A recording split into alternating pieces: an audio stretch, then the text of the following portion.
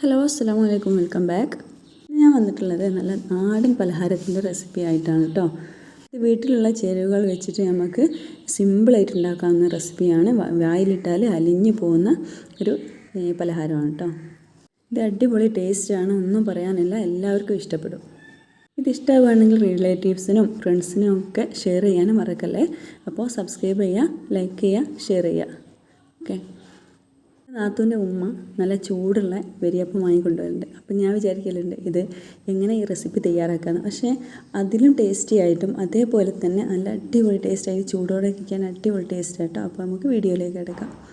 ഇതിന് വേണ്ടിയിട്ട് ഞാൻ ചോറ് വെച്ച് അടുപ്പത്ത് തന്നെ തീ ബാക്കി വന്നപ്പം അടുപ്പത്ത് തന്നെ ഉണ്ടാക്കാമെന്ന് വിചാരിച്ചിട്ട് അതിലേക്ക് കട്ടിയുള്ള ഇരുമ്പ് ചട്ടി എടുത്ത് അടുപ്പത്ത് വെച്ചിട്ടുണ്ട്. അത് നന്നായി ചൂടായി വരുമ്പോൾ അതിലേക്ക് 2.5 കപ്പ് അവിലാണ് ഇട്ട് കൊടുക്കുന്നത്.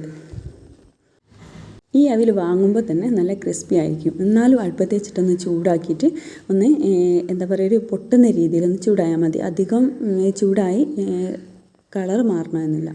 അപ്പോൾ കുറച്ച് ചൂടായി വരുമ്പോൾ അത് നമുക്ക് മിക്സിയിലൊന്ന് നന്നായിട്ട് പൊടിച്ചെടുക്കാം.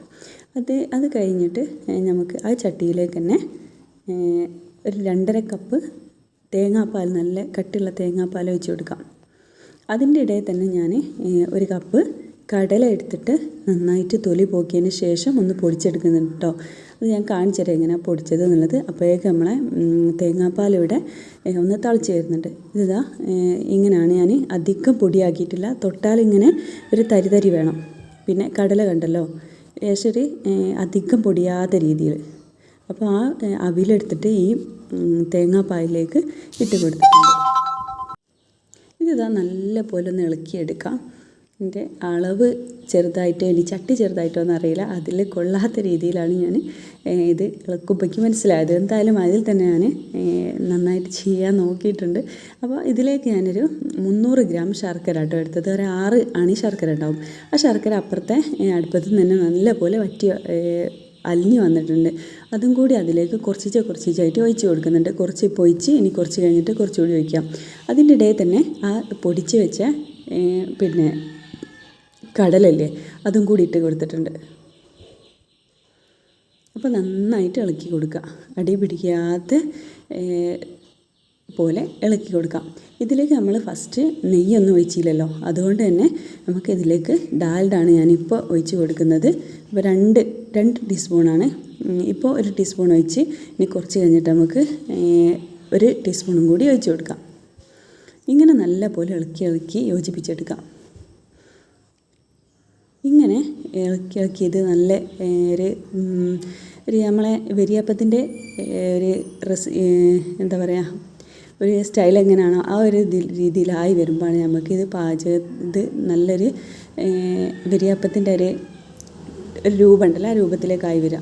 അപ്പോൾ നമുക്കിത് വേറെ പാത്രത്തിലേക്ക് മാറ്റി കൊടുക്കാം. ഇപ്പോൾ ഞാൻ 1 ടീസ്പൂൺ കൂടി ഇപ്പോൾ നെയ്യിട്ട് നിങ്ങൾ കണ്ടല്ലോ. അപ്പോൾ അതും കൂടി ഇട്ട് കൊടുത്തതിന് ശേഷം ലാസ്റ്റ് നമുക്ക് കുറച്ച് RKG ഇട്ട് കൊടുക്കാം.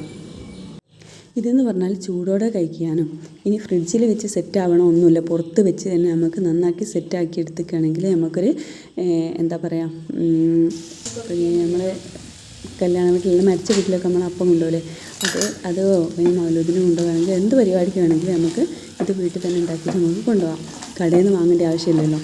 നമ്മൾ തന്നെ ഒരു ഇതുണ്ടാക്കുകയാണെങ്കിൽ മായമില്ല, എന്താ പറയുക, ഇതിലൊരു ഒന്നും കടയിലൊക്കെ ആകുമ്പോൾ വേറെ എന്തെങ്കിലുമൊക്കെ കൂട്ടും. അതൊന്നും ഇല്ലാതെ തന്നെ നമുക്ക് വീട്ടിൽ തന്നെ ഉണ്ടാക്കിയിട്ട് നമുക്ക് മക്കൾക്കായാലും ആർക്ക് വേണമെങ്കിലും നമുക്ക് ഒരു പലഹാരമായിട്ട് ഇത് കൊടുക്കാവുന്നതാണ്. അപ്പോൾ ഇതാ അവസാനത്തെ ഇതിലേക്ക് കടുക്കുകയാണ്. അപ്പോൾ ടേസ്റ്റ് ഉണ്ടോ എടുത്ത് നോക്കിയതാട്ടോ. പക്ഷേ നല്ല ചൂടുണ്ട്, അതുകൊണ്ട് എന്തായാലും ടേസ്റ്റ് ഉണ്ട്, അടിപൊളി ടേസ്റ്റാണ്, ഒന്നും പറയാനില്ല. നിങ്ങൾ എന്തായാലും ഉണ്ടാക്കി നോക്കിയാൽ മാത്രമേ ഇതിൻ്റെ ടേസ്റ്റ് എന്താണെന്ന് നിങ്ങൾക്ക് മനസ്സിലാവുള്ളൂ. അപ്പം എനിക്ക് എന്തായാലും അടിപൊളി ടേസ്റ്റ് ആയിട്ടുണ്ട്. അപ്പം ഞാൻ എന്താ ഒരു ട്രേ നെയ്യ് തേച്ച് അവിടെ വെച്ചിട്ടുണ്ട്. ബ്രെഡിന് ഉപയോഗിക്കുന്ന, ഓവനിൽ ഉപയോഗിക്കുന്ന ഇതാണ് കേട്ടോ. അപ്പോൾ ഞാൻ കുറച്ച് തേങ്ങാക്കൊത്തുകൂടി ഇങ്ങനെ ചൂടാക്കി വറുത്തെടുത്തിട്ടുണ്ട്. അപ്പോൾ അതും കൂടി ലാസ്റ്റ് ഇട്ട് കൊടുത്തിട്ട് ഒന്നങ്ങ്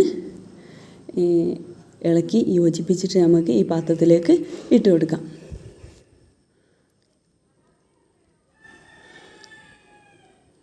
ഇപ്പോൾ തന്നെ കണ്ടാൽ തന്നെ നിങ്ങൾക്ക് മനസ്സിലാവും എത്രത്തോളം ടേസ്റ്റ് ഉണ്ട് എന്നുള്ളത്.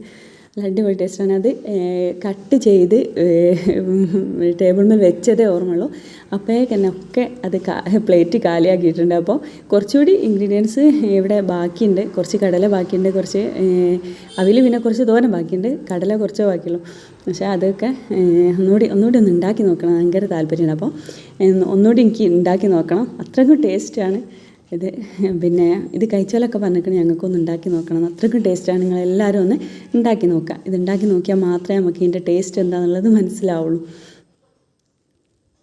അല്ലാതെ ഇങ്ങനെ വീഡിയോ കണ്ടിട്ട് ടേസ്റ്റ് ഉണ്ടോ ഇല്ലേ എന്നുള്ള അറിഞ്ഞിട്ട് ഒരു കാര്യമില്ല. ഞാൻ യൂട്യൂബിൽ ഇങ്ങനെ ഒരു വീഡിയോ കണ്ടതായിരുന്നു. അപ്പോൾ എനിക്ക് എന്തായാലും ഉണ്ടാക്കണം തോന്നി. ഞാൻ ആദ്യമേ എന്താ പറയുക, വീട്ടിൽ സ്കൂൾ പഠിക്കുന്ന അന്നേ അയൽവക്കത്ത് പോയിട്ട് വനിതൊക്കെ കൊണ്ടുവച്ചിട്ട് അന്നേ ഉണ്ടാക്കി നോക്കുന്ന വനിതയിലൊക്കെ ഉണ്ടാവില്ലേ പലതരം റെസിപ്പി, അപ്പോൾ ഒക്കെ ട്രൈ ചെയ്യുന്ന ഒരാളാണ്. അതുകൊണ്ട് എനിക്കൊരു മടിയുമില്ല. അപ്പോൾ ഇത് എല്ലാവരും ട്രൈ ചെയ്യുക.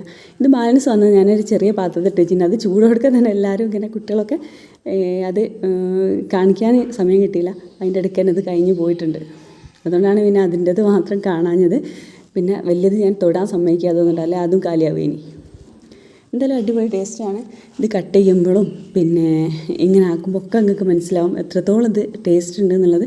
എന്തായാലും നിങ്ങൾക്ക് എല്ലാവർക്കും ഇഷ്ടമായിട്ടുണ്ടെങ്കിൽ ഫാമിലി, ഞാൻ നേരത്തെ പറഞ്ഞ പോലെ കുടുംബക്കാർക്കും പിന്നെ ഫാമിലിയും ഫ്രണ്ട്സിനും ആർക്കും ഇത് ഇതിൻ്റെ റെസിപ്പി വിട്ടുകൊടുക്കാൻ ആരും ഷെയർ ചെയ്യാൻ ആരും മറക്കണ്ട.